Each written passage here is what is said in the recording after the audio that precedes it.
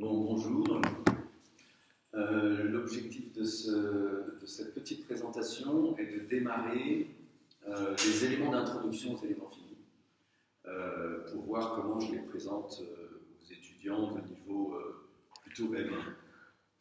Donc, la première chose que je dis, alors les notations que je vais utiliser sont simples.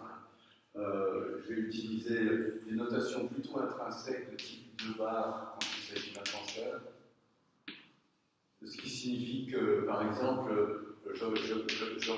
j'utiliserai la notation trace pour le produit tensoriel contracté de sigma et epsilon, par exemple, qui est égal donc à sigma j et epsilon j.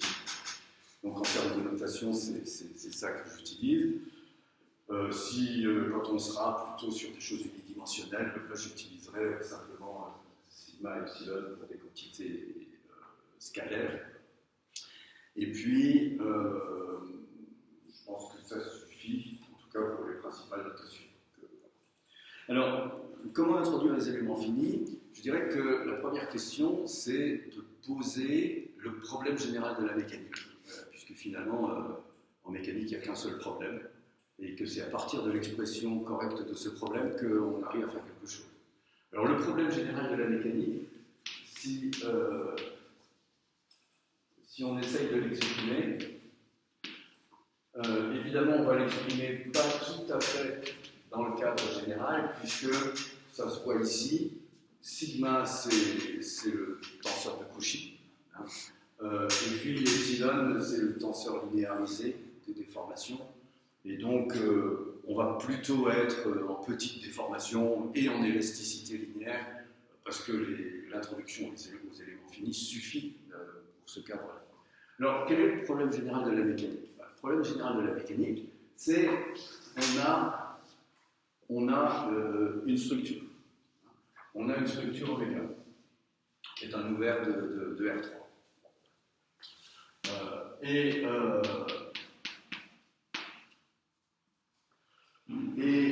On se dit, sur cette structure, on a des conditions aux limites. Deux types de conditions aux limites. On a d'un côté, sur une partie de la frontière que je vais appeler D1 oméga, on a des efforts imposés. Donc, on a un certain nombre de quantités comme ça.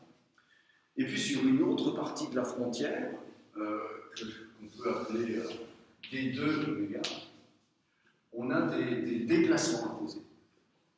Des déplacements imposés. Je mets un petit d à chaque fois pour dire que ce sont des quantités données.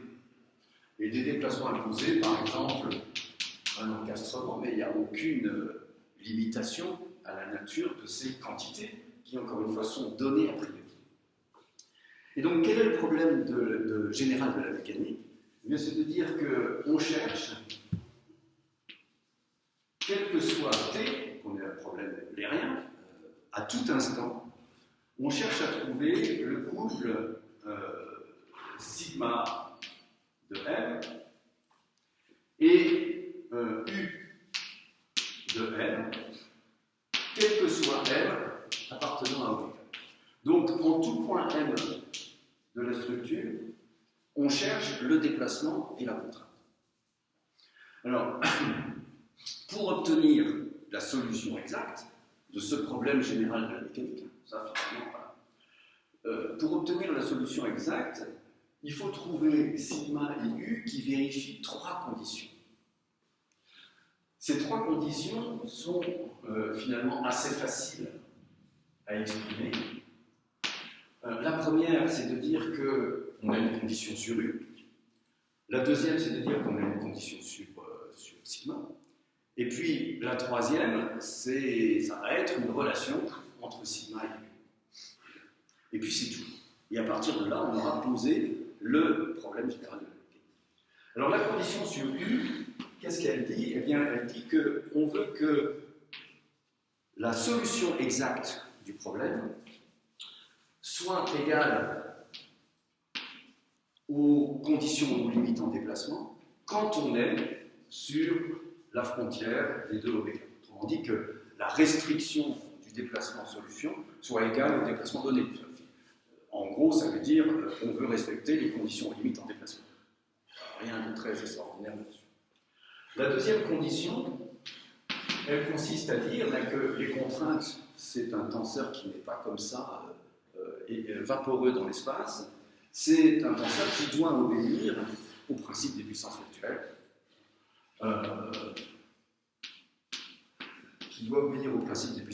donc finalement, qui doit obéir localement à la condition d'équilibre. Donc ça, la deuxième condition, ce sont les équations d'équilibre de la mécanique.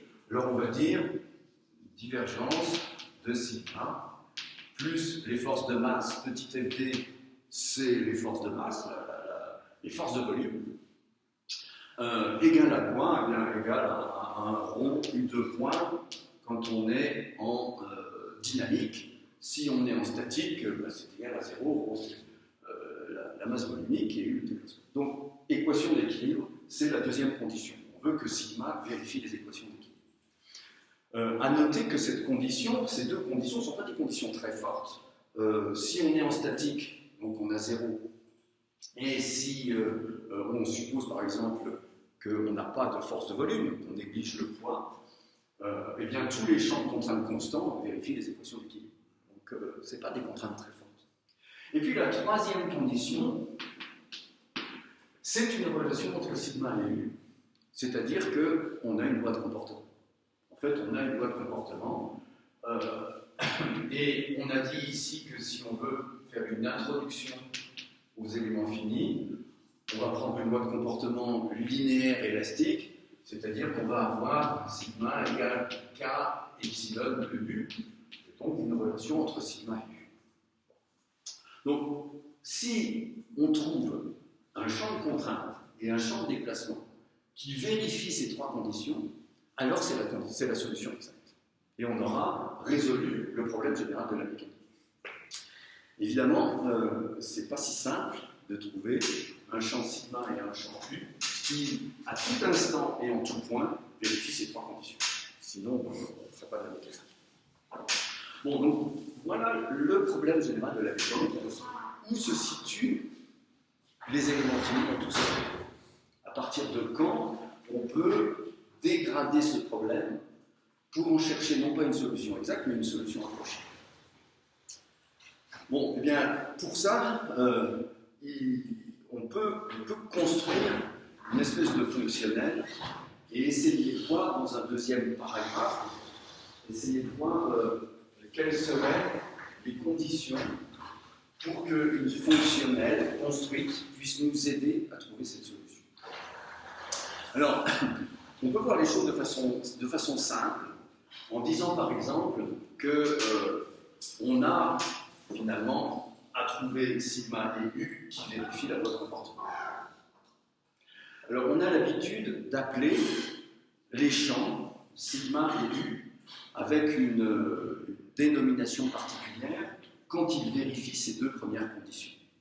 En particulier, on dit qu'un champ U est cinématiquement admissible s'il vérifie la première condition. Donc tous les champs U qui vérifient les conditions limites en déplacement sont des champs cinématiquement admissibles. Alors c'est très peu contraignant. Hein.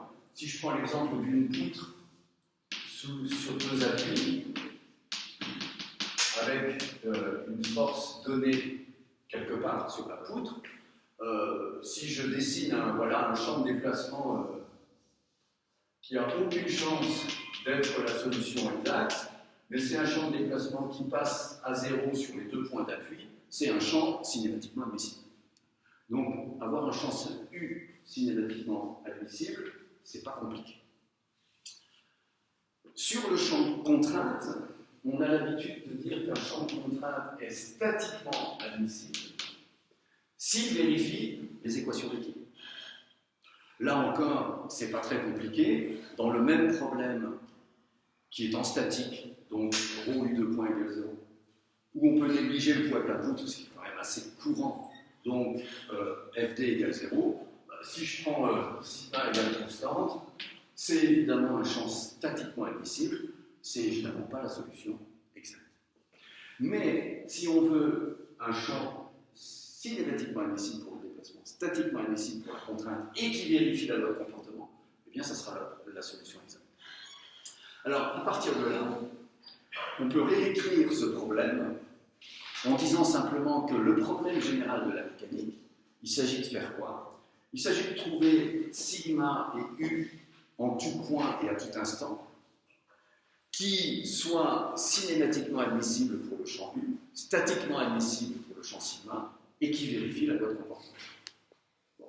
Donc, pour approcher les éléments finis, on peut se placer non pas dans un espace quelconque pour sigma et u, mais déjà dans des sous-espaces, le sous-espace des champs de contrainte statiquement admissibles et le sous-espace des champs de déplacement cinématiquement admissibles. Et on va dire que le problème général de la mécanique, c'est donc dans ces sous-espaces, considérer qu'on cherche à trouver sigma et u qui vérifient cette condition. Alors, une fois qu'on a dit ça, c'est très bien, mais comment on fait pour la trouver, cette solution? Et c'est là qu'intervient la construction d'une fonctionnelle. Bonjour, déjà démarré notre travail.